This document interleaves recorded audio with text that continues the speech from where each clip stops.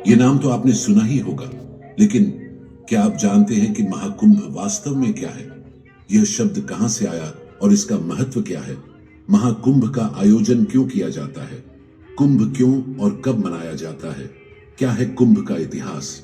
आखिर क्यों हरिद्वार, उज्जैन, नासिक और प्रयागराज, इन 4 पवित्र शहरों में ही हर 12 वर्षों के अंतराल पर बारी बारी से कुंभ का आयोजन होता है? प्यारे साथियों, आज के इस वीडियो में हम आपको महाकुंभ के वर्षों पुराने इतिहास और इसके अन्य सुलझे रहस्यों से अवगत करवाएंगे, जिन्हें जानकर आप हैरत में पड़ जाएंगे। 2025 में प्रयागराज में आयोजित हो चुका महाकुंभ में आखिर ऐसा क्या खास है जो 1444 साल के बाद आयोजित हो रहा है? आखिर महाकुंभ प्रयागराज में ही क्यों आयोजित किया जाता है? प्रयागराज में स्थित अक्षय वट, जिसे अमर वृक्ष माना जाता है, जो सृष्टि के विकास और प्रलय का साक्षी रहा है, इसके पीछे का इतिहास और महत्व क्या है? 2025 के महाकुंभ में भारत के 13 प्रमुख अखाड़े हिस्सा लेने वाले हैं। आखिर अखाड़ों का इतिहास क्या है? उनका विशेष महत्व क्या है? 12 अंक और कुंभ महापर्व का एक दूसरे से क्या संबंध है? महाकुंभ का आयोजन प्रयागराज का त्रिवेणी संगम, जहां गंगा, यमुना और सरस्वती नदियों का संगम माना जाता है, लेकिन यहां केवल गंगा और यमुना ही दिखाई देती है। तो आखिर कलयुग में सरस्वती नदी अदृश्य क्यों हो गई? क्या यह केवल एक धार्मिक मान्यता है या इसके पीछे कोई गहराई से छिपा हुआ वैज्ञानिक रहस्य है? साथ ही साथ हम यह भी जानेंगे कि शाही स्नान क्या है, और सबसे रोचक बात यह है कि कुंभ के शाही स्नान का पहला अधिकार केवल नागा साधुओं को ही क्यों दिया जाता है, जबकि अन्य साधु संतों को उनके बाद स्नान करने का अवसर मिलता है। इस विशेष परंपरा के पीछे छिपा है एक अद्भुत इतिहास, जो नागा साधुओं को इतना विशिष्ट और सम्माननीय बनाता है। तो साथियों, अपनी सांसों की पोटलियां थाम लो, क्योंकि इन सभी सवालों के जवाब और महाकुंभ के अनसुने रहस्यों की परतें आज हम इस वीडियो के माध्यम से आपके सामने खोलेंगे। तो जुड़े रहिए हमारे साथ वीडियो के अंत तक, क्योंकि महाकुंभ केवल एक मेला ही नहीं, बल्कि आस्था, इतिहास और संस्कृति का संगम है। साथियों, कुंभ जो 12 वर्षों के अंतराल में होता है, लेकिन वही महाकुंभ जो 144 सालों में केवल एक बार आता है, और महाकुंभ का 144 वर्षों के बाद आना, यह इसे बेहद ही विशेष बना देता है। इसी हिसाब से अगर हम अगले महाकुंभ की बात करें, तो अगला महाकुंभ मेला साल 2169 में ही आयोजित होगा। मतलब यह महाकुंभ हमारे जीवन का पहला और कलयुग का आखिरी महाकुंभ मेला है। साथियों, जरा सोचिए कि हम सभी कितने भाग्यशाली हैं जो पिछले 2 पीढ़ियों के बाद हमें महाकुंभ देखने को मिल रहा है, और हम सभी इस महाकुंभ के साक्षी बन रहे हैं। और इसके बाद यह अवसर केवल हमारी आने वाली दूसरी पीढ़ी, यानी कि शायद हमारे नाती पोते को ही मिल पाएगा। प्यारे साथियों, इस बार जो कुंभ मेला 13 जनवरी से प्रयागराज में आयोजित हो चुका है, वह कोई आम मेला नहीं, बल्कि 12 कुंभ मेलों के बाद होने वाला महाकुंभ मेला है। महाकुंभ जो केवल भारत में ही नहीं, बल्कि पूरी पृथ्वी पर हिंदुत्व का सबसे पवित्र और विशाल पर्व माना जाता है। यह पर्व इतना भव्य और पवित्र है कि इसकी तुलना किसी अन्य आयोजन से नहीं की जा सकती। यह 2025 का इतना बड़ा पर्व है जितना न पहले कभी हुआ है और न आगे कभी बन पाएगा। भारतीय अंतरिक्ष एजेंसी इसरो का भी कहना है कि कुंभ मेला इतना विशाल और भव्य होता है कि अंतरिक्ष से भी देखा जा सकता है। यही नहीं, महाकुंभ के महत्व को इस बात से भी समझा जा सकता है कि 2017 में इसे यूनेस्को ने मानवता की मूर्त सांस्कृतिक विरासत की सूची में भी शामिल किया, जो इसके ऐतिहासिक और सांस्कृतिक महत्व को स्पष्ट रूप से दर्शाता है। साथियों, अब तक आपके मन में यह सवाल जरूर उठ चुका होगा कि यह इतना विशाल और प्राचीन आयोजन आखिर शुरू कहां से हुआ, और इसके पीछे का इतिहास क्या है? क्या इसका उल्लेख भारतीय वेदों, पुराणों और धर्म ग्रंथों में मिलता है, या फिर इसके पीछे कोई और गहरी और रहस्यमय कहानी छिपी है? अगर बात की जाए कुंभ मेले के इतिहास की, तो कुंभ मेले का इतिहास प्राचीन काल से चला आ रहा है और इसे हजारों वर्षों पुराना माना जाता है। यह मेला हिंदू धर्म के सबसे बड़े और पवित्र उत्सवों में से एक है। कुंभ मेले की शुरुआत और इसकी परंपरा को वैदिक काल और पुराणों में उल्लेखित समुद्र मंथन की कथा से जोड़ा जाता है। ऐतिहासिक रूप से देखा जाए तो कुंभ मेले की शुरुआत का कोई निश्चित काल नहीं है, लेकिन यह माना जाता है कि इसका आयोजन कम से कम 2000 से 3000 वर्ष पुराना है। अगर कुछ ऐतिहासिक साक्ष्यों की बात करें तो सबसे पहला साक्ष्य कुंभ के आयोजन को लेकर राजा हर्षवर्धन के राज्यकाल में देखने को मिलता है, जिसमें प्रसिद्ध चीनी यात्री ह्वेनसांग ने अपनी भारत यात्रा का उल्लेख करते हुए कुंभ मेले का वर्णन किया है। उनकी भारत यात्रा 1400 वर्ष पुरानी मानी जाती है। ह्वेनसांग ने उल्लेख किया है कि सम्राट हर्षवर्धन 706 से 747 ईस्वी में प्रयागराज में इस मेले का आयोजन करते थे। चीनी यात्री लिखते हैं कि इस उत्सव में न केवल भारत से बल्कि दूर देशों से भी साधु, संत, विद्वान और श्रद्धालु भाग लेने आते थे। कुंभ को अगर सामाजिक रूप से देखें तो 13 जनवरी को उत्तर प्रदेश के प्रयागराज में 4000 हेक्टेयर में होने वाले कुंभ मेले में दुनिया भर से करोड़ों लोग आएंगे, जिसमें सिर्फ जल सुविधा की लागत 40 करोड़ है, जो 25 सेक्टर में 1249 किलोमीटर लंबी पाइपलाइन में लगी है। 2013 में आयोजित महाकुंभ मेला अब तक का सबसे बड़ा धार्मिक आयोजन माना गया था, जिसमें करीब 12 करोड़ से अधिक श्रद्धालु शामिल हुए थे। लेकिन 1444 साल बाद होने वाले इस महाकुंभ की भव्यता उससे भी कहीं अधिक होने वाली है। देश विदेश से 40 करोड़ से ज्यादा श्रद्धालुओं के आने की उम्मीद है और इसकी विशालता का अंदाजा इसी बात से लगाया जा सकता है कि इसका अनुमानित बजट 6382 करोड़ रुपए है। चलिए अब कुंभ को आध्यात्मिक रूप से देखते हैं। साथियों, प्रयागराज का महाकुंभ मेला केवल एक साधारण मेला ही नहीं है, बल्कि यह एक ऐसा अद्भुत संगम है जहां आस्था, इतिहास और विज्ञान मिलकर एक नया रूप लेते हैं। यह वह स्थान है जहां हर बार कुछ नया रहस्य सामने आता है और हर बार सवालों का एक नया सिलसिला शुरू होता है। यह एक ऐसा आयोजन है जहां पौराणिक कथाएं और वैज्ञानिक तथ्य आपस में मिलते हैं और हमें ऐसे सवालों के जवाब देने की कोशिश करते हैं जो हजारों सालों से अनसुलझे हैं। सनातन धर्म में कुंभ मेला एक अत्यंत महत्वपूर्ण पर्व माना गया है, जिसमें दुनिया भर से करोड़ों श्रद्धालु कुंभ संगम स्थल पर पवित्र स्नान करने के लिए एकत्रित होते हैं। भारत में कुंभ मेले की यह जो प्रथा चली आ रही है, यह सिर्फ कुछ दशक की नहीं है, बल्कि सैकड़ों हजारों साल पुरानी है। ऋग्वेद जैसे प्राचीन ग्रंथों में समुद्र मंथन की कहानियां तो हैं ही, साथ में इसमें पवित्र जगह प्रयाग में नहान पर्व मनाए जाने का उल्लेख मिलता है।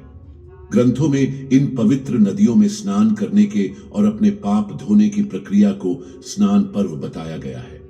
साथियों, सिर्फ हिंदू ग्रंथों में ही नहीं, बल्कि बुद्धिज्म के पवित्र ग्रंथ मज्जिमा निकाय में भी भगवान गौतम बुद्ध ने इस कुंभ मेले के बारे में लिखा है। लेकिन उन्होंने इस ग्रंथ में इस परंपरा पर एक कटाक्ष किया था।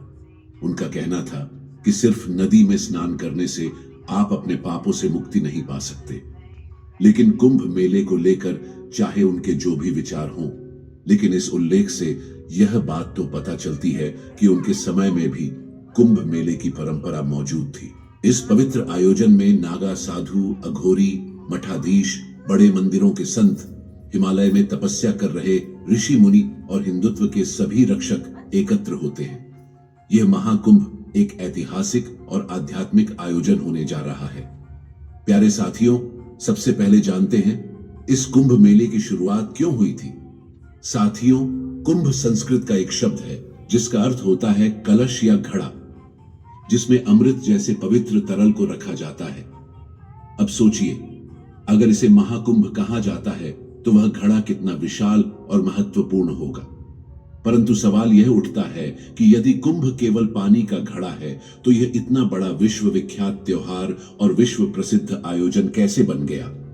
कुंभ मेले के इतिहास को समझने के लिए हमें दो महत्वपूर्ण पौराणिक कथाओं से परिचित होना पड़ेगा, जो इस पर्व की धार्मिक गहराई और सांस्कृतिक महत्व को उजागर करती है। आइए इस वीडियो में हम आपको महाकुंभ के आरंभ से लेकर आज तक की पूरी यात्रा के बारे में बताएंगे। यह कथा आपको रहस्य और प्रेरणा की नई दुनिया में ले जाएगी। साथियों, महाकुंभ से जुड़ी पहली कथा सर्पों और गरुड़ देव के बीच की है। यह कथा रहस्य, संघर्ष और अद्वितीय प्रेरणा से भरी हुई है। एक समय की बात है, एक ऋषि थे जिनका नाम था ऋषि कश्यप। ऋषि कश्यप जो अपनी महान तपस्या और ज्ञान के लिए प्रसिद्ध थे। उनकी दो पत्नियां थीं जो सगी बहनें थीं। इनका नाम था कद्रू और विनता। इनकी कहानी से एक ऐसा अध्याय शुरू हुआ जिसने सर्पों और गरुड़ की इस पौराणिक कथा को जन्म दिया। ऐसा माना जाता है कि इस संसार के सभी सांपों की जननी कद्रू है, लेकिन कहानी यहीं खत्म नहीं होती। एक दिन कद्रू ने ऋषि कश्यप से प्रार्थना की, हे ऋषि, मुझे 100 विषैले और शक्तिशाली संतानें प्रदान करें जो इस संसार में अद्वितीय हों। ऋषि कश्यप ने कद्रू की प्रार्थना सुनकर तथास्तु कह दिया। इसके पश्चात कद्रू को 100 अंडे प्राप्त हुए। यह देखकर विनता के मन में भी इच्छा जाग उठी। उन्होंने सोचा, अगर कद्रू को ऐसा वरदान मिल सकता है तो मुझे भी एक वरदान प्राप्त करना चाहिए। विनता ने ऋषि कश्यप के पास जाकर निवेदन किया, हे ऋषि, मुझे भी वरदान दीजिए। भले ही मेरी संतानों की संख्या कम हो, लेकिन वे कद्रू की संतानों से अधिक शक्तिशाली हों। ऋषि कश्यप ने मुस्कुराते हुए तथास्तु कहा और विनता को 2 विशाल अंडे प्रदान किए। कद्रू के 100 अंडे धीरे धीरे फूटने लगे और उनमें से सांपों की संतानें जन्म लेने लगी। कद्रू के अंडों से सांप जन्म लेने लगे और उन्हें संसार के सभी सांपों की जननी माना गया। यह देखकर विनता बेचैन हो उठी। उनके मन में सवाल उठा, जब कद्रू के अंडे फूट रहे हैं और बच्चे आ रहे हैं, तो मेरे अंडे क्यों नहीं फूट रहे? अधीरता में विनता ने अपने अंडों में से एक अंडा तोड़ दिया। उसमें से एक अधूरा प्राणी निकला जिसका शरीर कमर तक विकसित था, लेकिन निचला हिस्सा अधूरा रह गया था। वह प्राणी तुरंत आसमान में उड़ गया और नाराजगी से बोला, मां, आपने मेरे साथ जो गलती की वह दूसरे अंडे के साथ मत कीजिएगा। उसने कहा, मां, धैर्य रखिए। और वह आसमान में उड़ गया। वह कहां गया, यह एक रहस्य है। लेकिन पहले यह जानते हैं कि बचे हुए अंडे का क्या हुआ। समय बीतने के बाद दूसरा अंडा फूटा। उसमें से बाज जैसा चेहरा और मानव शरीर वाला एक दिव्य प्राणी निकला जो उड़ सकता था। उसका नाम गरुड़ रखा गया। अधूरे शरीर के साथ जो प्राणी पहले जन्मा था, उसका नाम अरुण रखा गया। आज वह सूर्यदेव का सारथी है और उनके रथ को चलाता है। अरुण गरुड़ का बड़ा भाई है। गरुड़ जब पहली बार अंडे से बाहर आए तो उन्होंने जो दृश्य देखा वह उनके हृदय को चीर देने वाला था। उनकी मां विनता, जिन्हें उन्होंने हमेशा सम्मान और स्नेह से देखा था, अब कद्रू और उनके 100 सांप संतानों की दासी बन चुकी थी। यह दृश्य गरुड़ के भीतर एक ज्वाला जगा गया, अपनी मां को इस अपमान और बंधन से मुक्त कराने की ज्वाला। गरुड़ के मन में आक्रोश और व्यथा दोनों उमड़ रहे थे। वह सीधा कद्रू और उनके सांप संतानों के पास गए। उनकी आवाज में गूंज थी और आंखों में आंसू। बताओ, मैं ऐसा क्या करूं जिससे मेरी मां को इस दास्ता से मुक्त कर सकूं? उनकी बात सुनकर वहां सन्नाटा छा गया, मानो हर कोई गरुड़ के साहस और प्रेम को महसूस कर रहा हो। सांपों ने गरुड़ को चुनौती दी, अगर तुम अपनी मां को मुक्त करना चाहते हो तो वैकुंठ से अमृत कलश ले आओ। यह वही दिव्य घड़ा है जिसमें अमृतत्व का अमृत रखा गया है। गरुड़ ने इस चुनौती को सुना और उनके चेहरे पर आत्मविश्वास की चमक दिखाई दी। गरुड़ ने पूरे आत्मविश्वास के साथ कहा, ठीक है, मैं किसी भी परिस्थिति का सामना करूंगा और वह अमृत कलश लाकर तुम्हें दूंगा, लेकिन वादा करो, इसके बाद मेरी मां को दास्ता से मुक्त कर दोगे।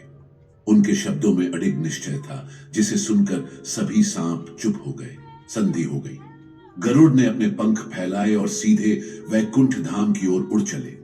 वहां पहुंचकर उन्होंने अपनी अद्वितीय शक्ति और साहस से अमृत कलश को हासिल कर लिया। यह उनके संकल्प और शक्ति का प्रमाण था। गरुड़ जब अमृत कलश लेकर लौट रहे थे तो उनका रास्ता आसान नहीं था। इंद्रदेव और सूर्यदेव जैसे शक्तिशाली देवताओं ने उन्हें रोकने की कोशिश की। बिजली चमक रही थी, आकाश गरज रहा था, लेकिन गरुड़ का साहस अडिग था। एक एक करके उन्होंने सभी देवताओं को पराजित कर दिया। यह केवल उनकी ताकत का नहीं, बल्कि उनके अटूट संकल्प का प्रतीक था। देवता घबराते हुए विष्णु जी के पास पहुंचे। प्रभु, अगर यह अमृत कलश गलत हाथों में चला गया तो बड़ा अनर्थ हो जाएगा। उन्होंने कहा, एक ऐसा शक्तिशाली प्राणी आया है जिसका चेहरा पक्षी जैसा और शरीर इंसान जैसा है। वह उड़ता है और हम सबसे ज्यादा ताकतवर है। उसे रोकिए। प्रभु विष्णु जी ने युद्ध का मैदान संभाला और गरुड़ के सामने खड़े हो गए। दोनों के बीच भयंकर युद्ध हुआ, लेकिन इस दौरान विष्णु जी ने महसूस किया कि गरुड़ ने अमृत कलश को छुआ तक नहीं, ना ही उसे ग्रहण किया। उन्होंने गरुड़ से पूछा, तुम यह कलश क्यों ले जा रहे हो? क्या इसका उद्देश्य केवल चोरी करना है या कुछ और? विष्णु जी ने गरुड़ से कहा, जब अमृत कलश तुम्हारे हाथ में है तो तुम इसे ग्रहण क्यों नहीं कर रहे? क्या तुम्हारे इरादे कुछ और हैं? गरुड़ ने गहरी सांस ली और अपनी मां की पीड़ा की पूरी व्यथा सुनाई। उन्होंने कहा, प्रभु, यह अमृत कलश मैं केवल अपनी मां को मुक्त कराने के लिए ले जा रहा हूं। मैं इसे अपने लिए नहीं चाहता। विष्णु जी ने गरुड़ की बात सुनी और कहा, ठीक है, मैं तुम्हें यह अमृत कलश ले जाने दूंगा, लेकिन एक शर्त है। जब तुम इसे जमीन पर पहुंचा दोगे, उसके बाद तुम हमेशा के लिए मेरे वाहन बन जाओगे। गरुड़ ने बिना किसी झिझक के यह शर्त स्वीकार कर ली। जैसे ही उन्होंने अमृत कलश जमीन पर रखा, विष्णु जी ने अपनी मायावी शक्तियों से उसे गायब कर दिया। गरुड़ ने अपनी पूरी शक्ति और साहस से अमृत कलश को सांपों और उनकी मां कद्रू के सामने रख दिया। यह दृश्य जैसे गरुड़ के दृढ़ संकल्प और विजय का प्रतीक बन गया। हर कोई चुपचाप देख रहा था, मानो समय थम गया हो। गरुड़ ने जो प्रण लिया था वह अंततः पूरा हो गया। सर्पों के सामने अमृत कलश रखते ही उनकी मां विनता को दास्ता से मुक्त कर दिया गया। वह क्षण गरुड़ के लिए गर्व और विनता के लिए राहत लेकर आया। विनता दास्ता से मुक्त हो गई, लेकिन अमृत और कलश सर्पों को नहीं मिल सका। यही है अमृत कलश की पहली कहानी। ऐसा माना जाता है कि जब विष्णु और गरुड़ के बीच युद्ध हो रहा था, तब अमृत कलश से कुछ बूंदें पृथ्वी पर गिर गई। यही वे 4 स्थान जहां यह बूंदें गिरी आज के 4 पवित्र तीर्थ स्थान बन गए: उज्जैन, हरिद्वार, नासिक और प्रयागराज। इन्हीं जगहों पर महाकुंभ का आयोजन होता है। प्यारे साथियों, महाकुंभ से जुड़ी दूसरी सबसे लोकप्रिय कथा है समुद्र मंथन की। धार्मिक ग्रंथों के अनुसार समुद्र मंथन की